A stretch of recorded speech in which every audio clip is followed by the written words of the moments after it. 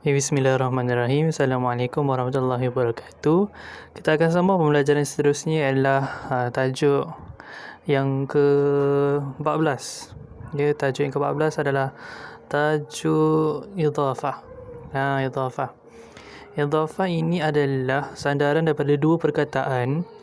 Perkataan pertama dan perkataan dua mesti wajib ada dua perkataan ni, dan dua perkataan ini adalah daripada isim. Dua perkataan ni adalah daripada isim.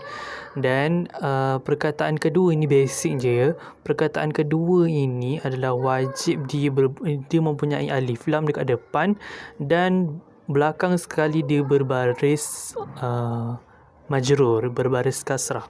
Contohnya kita tengok kat sini. Contohnya kita tengok kat sini adalah perkataan pertama tu. Perkataan pertama adalah perkataan talib. Dan perkataan kedua adalah ilmi. Kita tengok kat sini adalah talibul ilmi. Nampak tak, setiap perkataan kedua yang berada di sini mempunyai alif lam dan berbaris bawah di akhir perkataan. Dan perkataan pertama ini, perkataan pertama yang saya bulatkan hijau, adalah tidak bergantung apa-apa, maksudnya tak ada alif lam dan barisnya bebas nak baris apa.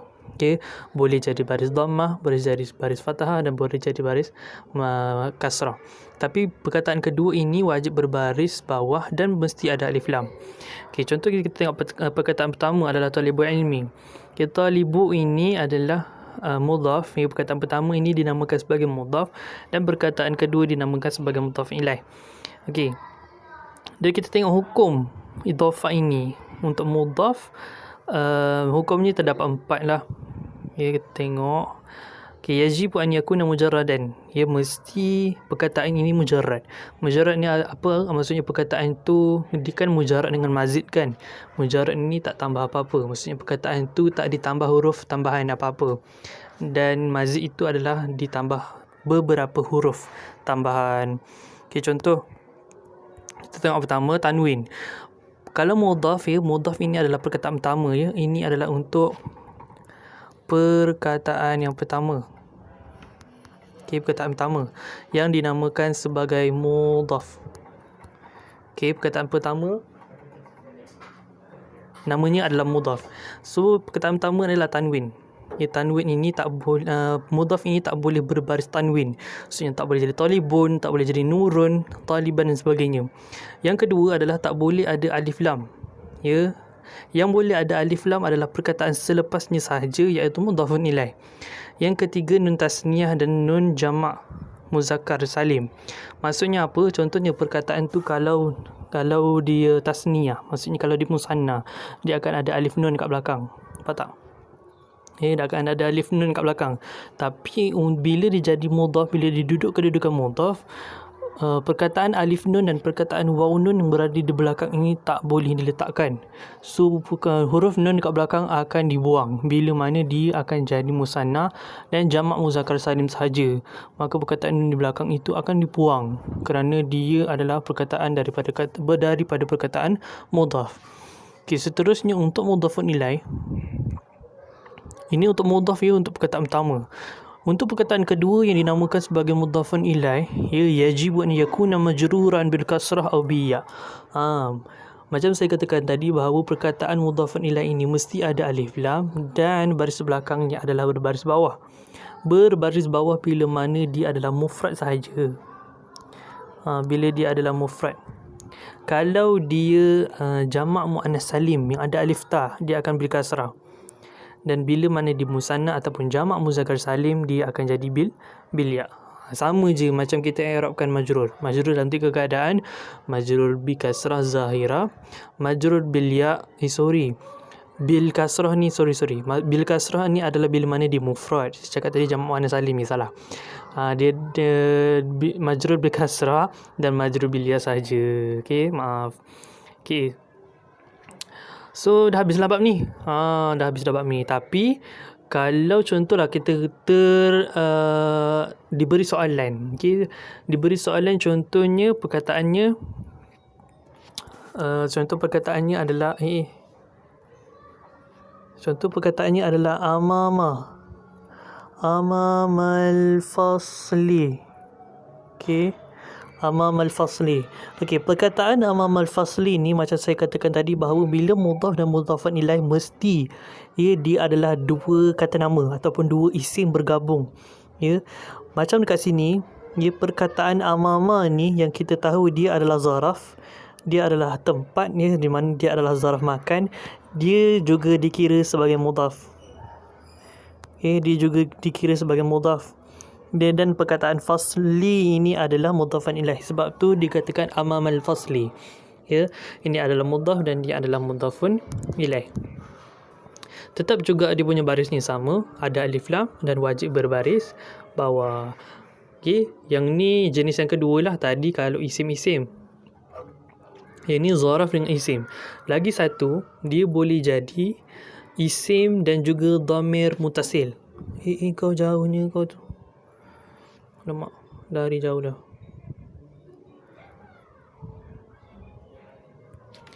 Kejap ya. Okey, mana tadi? Jauh dah dia berlari. Okey.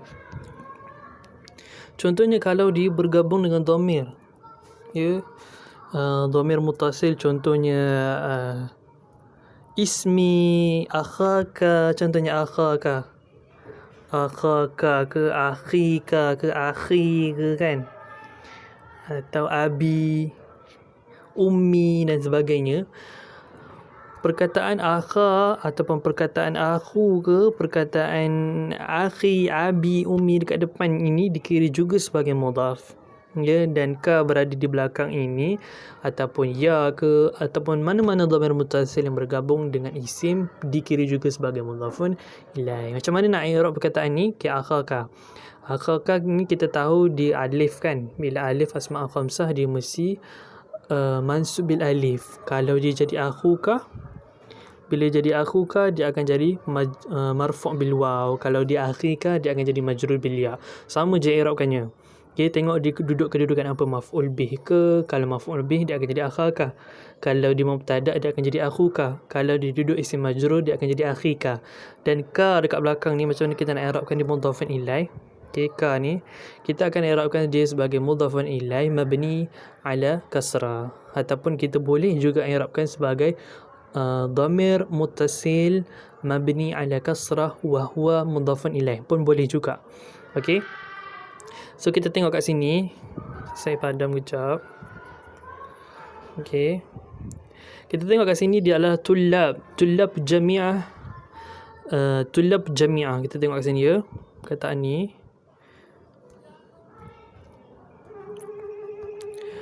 Berbunyi pula dia. Okey, tulab al-jami'ah. Tulab jami'ah, kita tengok perkataan pertama tulab dan perkataan kedua. Ya, ini pun 1 2 1. Ya Allah. Lah, ada masalah pula berlaku. Tak apa, maaf ya. Okey, dan ini adalah juga perkataan pertama dan ini juga adalah perkataan kedua. Ya, kiranya perkataan pertama ni adalah mudhaf dan perkataan kedua adalah mudhafan ilaih lah. Okey. So kita tengok perkataan pertama tulab. Ya, nombor 1 tu tulab adalah fa'il. Kenapa dia fa'il? Dia berkait dengan ayat atas ni tau. Sekejap ya, saya padam atas ni dulu. Takut nanti keliru pula mana. Okey, saya padam dulu atas ni. Pemadamnya tak bersih. Pemadam murah.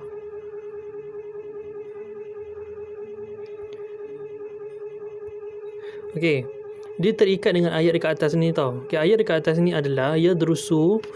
Boleh tengok dekat buku teks masing-masing ya.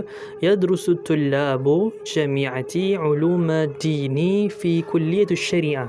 Okey, lagi satu saya nak kata bahawa perkataan mudhaf dan mudhafun ilaih ini dikira sebagai satu perkataan. Dia contohnya tulab jami'ah dikira satu perkataan, ulumuddini dikira satu perkataan, dan kulliyatus syariah dikira satu perkataan.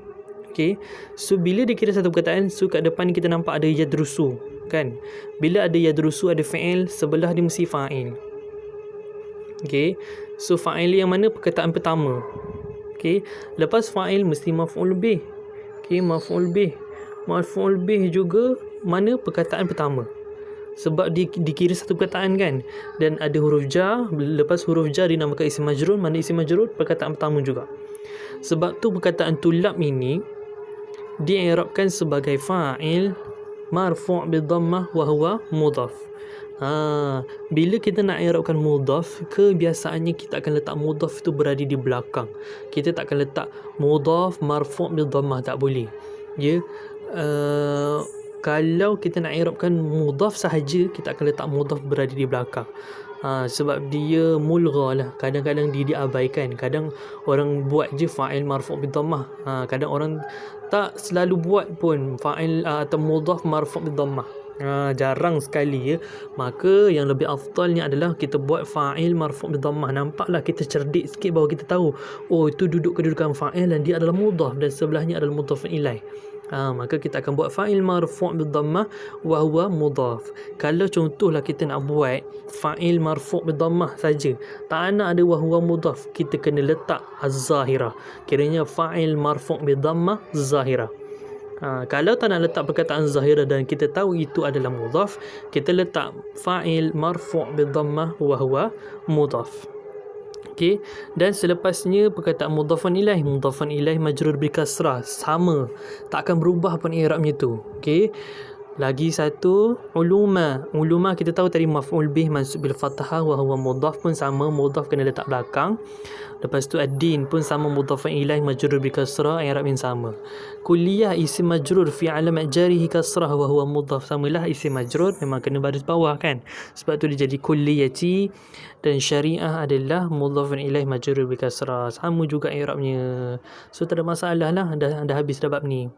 Okey, so kita terus ke bawah, kita tengok soalan. Okey, uayyin mudhaf wa mudhafun ilaih fi ma yati. Okey, tentukan mudhaf dan mudhafun ilaih yang berada di bawah ini. Okey, yu'minul muslimun bi yaumil hisab. Okey, kita tengok perkataan pertama, yu'minu. Boleh tak dia jadi mudhaf? Tak boleh. Sebab apa? Sebab dia adalah fa'il. So perkataan sebelahnya pun bukan mudhafun ilaih. Okey, lepas tu ada B. B tu dikira perkataan ke? Tak, dia adalah huruf. So kita buang ba ni. So kita dapat yaum. Oh, yaum itu adalah dia adalah isim dan tak ada alif lam. Okey, boleh jadi mudhaf. Dan sebelahnya ada alif lam dan berbaris bawah, boleh jadi mudhafun ilaih. Okey, so dia adalah mudhafnya yaum dan hisab adalah hisab adalah mudhafun ilaih. Kalau disuruh i'rabkan, yaumu tu adalah isim majrur wa alamat jarihi kasrah wa huwa mudhaf, hisab mudhafun ilaih majrur bi kasrah zahirah. Okey, kemudian qadiyah. Kenapa jadi qadiyah? Sebab asalnya qadiyani. Bila dia duduk kedudukan mudhaf, dia akan buang nunnya. Okey, so qadiyah jadi mudhaf dan perkataan sebelahnya automatik jadi mudhafun ilaih. Dan kita tahu bahawa mudhaf dan mudhafun ilaih ini dikira sebagai satu ayat. Bila dikira sebagai satu ayat dan perkataan ini memulakan, maka dia adalah mubtada dan adilan ini adalah khabar. Kenapa adilan? Sebab dia dua orang, sebab tu perkataan qadiyah ini dibuang nunnya. So contoh disuruh i'rabkan perkataan qadiyah, kita dah tahu dah tu mubtada marfu' bi alif, ya, wa huwa mudhaf. Al-mahkamah mudhafun ilaih majrur bi kasrah zahirah, dan adilan adalah khabar marfu' bil alif. Okey, seterusnya muallimu. Muallimu pun sama, asalnya perkataannya adalah muallimuna. Bila perkataan muallimuna ni ada waw nun, maka nun ni kena buang, so akan jadi muallimu. So ini mudhaf, ini mudhafun ilaih. Mujtahidun ni adalah khabar sebab ini dikira sebagai satu ayat. So i'rabnya macam mana? Muallimu khabar marfu' bil waw wa huwa mudhaf. Al madrasah mudhafun ilaih majrur bil kasrah zahirah, dan mujtahidun adalah khabar marfu' bil waw. Dah khabar marfu' bil waw tu je. Okey, so ada lagi latihan last bawah ni. Latihan last. Ada otak. Bila ada otak, kita kena cabarlah otak kita untuk membuat soalan ni. Okey, dia suruh ukawin idhafah min kalimatil atiyah. Maksudnya dia suruh kita buat ayat daripada perkataan yang diberikan ni. Tapi perkataan yang diberikan ni belum sempurna lagi idhafahnya. Okey, So bila kita tengok kat depan ada alif lam, so kita kena buang alif lam ni. So apa tafsir yang kita selalu dengar? Tafsir Quran. Okey, buatlah tafsir Quran. Ana qara'tu tafsira Qur'ani. Okey, al-muslimuna Malaysia. Boleh tak? Tak boleh tak alif lam dan tak boleh letak nun. Muslimu Malaysia. Buatlah muslimu Malaysia yazuruna. Pula ulang kawi macam tu. Okey, qabilatani. Boleh tak jadi qabilatani? Tak boleh sebab dia duduk kedudukan mudhafun ilaih. Bila duduk kedudukan mudhafun ilaih, dia kena majrur. Bila majrur, dia tak boleh jadi alif nun, dia kena jadi ya nun. So di musanna ni qabilatani. Bila duduk kedudukan majrur, dia akan jadi qiblatani. Dia akan jadi kiblataini. Maksudnya kita menghadap kiblataini, dua kiblat macam tu. Okey, macam tu. So buatlah ayat mana yang korang kreatif. Okey. So itu saja pembelajaran idhafah pada kali ini. So yang seterusnya kita akan masuk bab yang mudah juga, iaitu bab na'at. So itu saja. Assalamualaikum warahmatullahi wabarakatuh.